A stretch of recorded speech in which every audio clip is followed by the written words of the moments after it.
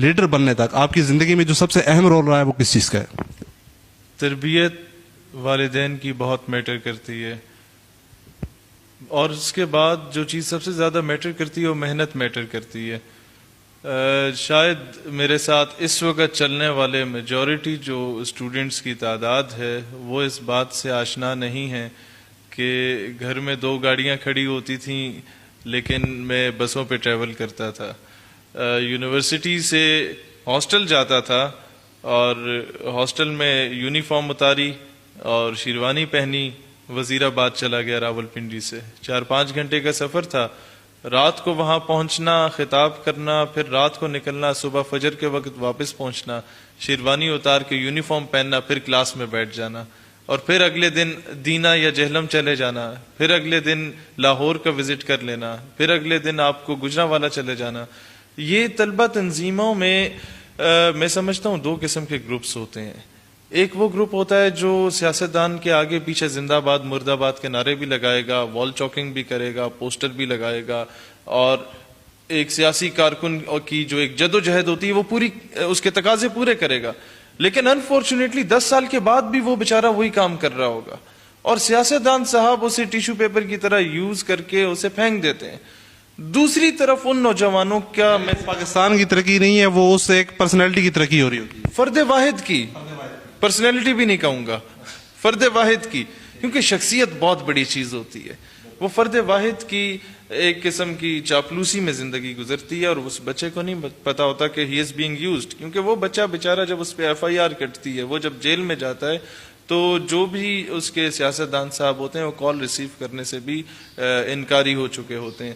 دوسری طرف جو گروپ ہوتا ہے وہ شاید 2-4% بچوں کا ہوتا ہے جو کہ وال چاکنگ بھی کریں گے، پوسٹرز بھی لگائیں گے، سزوکیوں سے لٹک کے بھی جائیں گے، موٹر سائیکل پہ 4-4 بچے بھی بیٹھ کے جائیں گے، زندہ آباد مرد آباد کے نعرے بھی لگائیں گے، احتجاج بھی کریں گے. یہ سب کام میں نے کیے، 4-5 سال کیے، اپنے میٹرک سے لے کے یونیورسٹی کے 4 سالہ ڈگری میں پہلے 3 سال یہ کام کیے. لیکن اس کے ساتھ ساتھ ایک چیز منفرد ہوگی ان میں باقی کے 96% اسٹوڈنٹ ایکٹیوسٹ سے، کہ وہ کسی وزیر یا کسی مشیر یا کسی سیاستدان کی چاپلوسی نہیں کریں گے.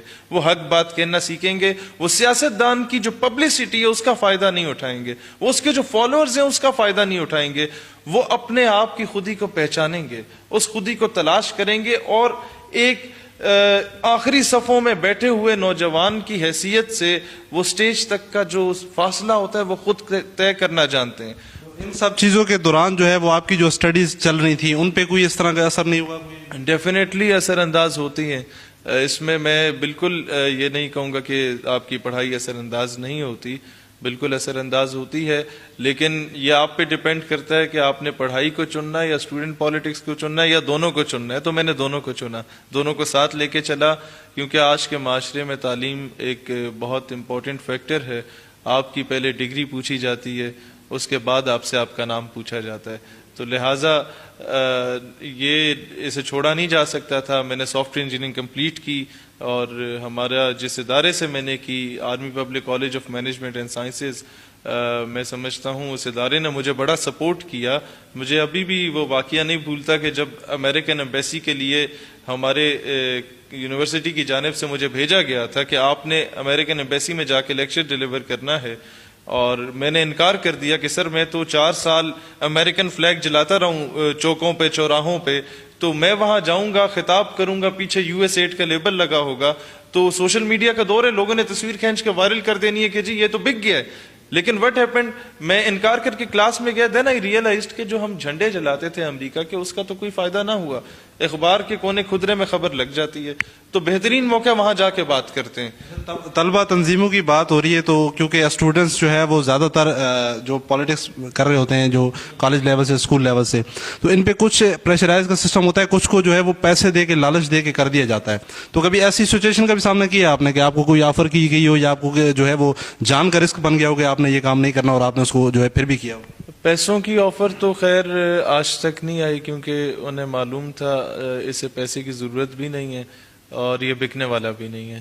ہاں، جہاں تک دھمکی آموز باتیں ہیں وہ کافی سننے کو ملی تھیں. اس وقت تو الحمدللہ کوئی اس طرح کی بات نہیں کر سکتا، لیکن انیشیل سٹیجز پر جب میں نے بلوچستان ایشو پہ 4 سال کام کیا تو مجھے BLA کی جانب سے اور اس کے آس پاس کی تنظیمات کی جانب سے کافی دھمکیاں آئیں، لیکن الحمدللہ میں پہلا شخص ہوں جو کہ پنجاب سے گیا اور ڈیرہ بگٹی میں اس نے قومی پرچموں کا جلسہ کیا اور بگٹی قبائلی عمائدین نے میرا دست و بازو بنے، جس نے کوئٹہ میں نیشنل فلیگ مارچ نکالی اور بلوچ اور پشتون بچوں کی ایک بڑی تعداد نے اس میں شرکت کی.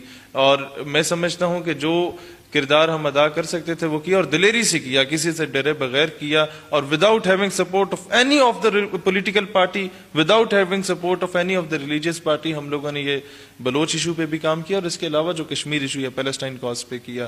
تو دھمکیاں آپ کو ملتی ہیں تو میں سمجھتا ہوں یہ آپ کی سب سے بڑی کامیابی ہوتی ہے کہ ایٹ لیسٹ آپ کا دشمن آپ کو ریکگنائز کرتا ہے. اور سب سے بڑی کامیابی یہ تھی کہ جب کشمیر کاز پہ میں نے بات کی تو انڈین میڈیا نے مجھے کلپ چلا کے میرا یہ بتایا کہ یہ آتنکواد پھیلا رہا ہے، پڑھے لکھے بچوں کو گمراہ کر رہا ہے. میں سمجھتا ہوں کہ اگر آپ کے ملک کا دشمن کوئی ملک ہے وہ آپ کو دہشت گرد کہتا ہے، اس کا مطلب ہے آپ اپنے ملک کے سب سے بڑے وفادار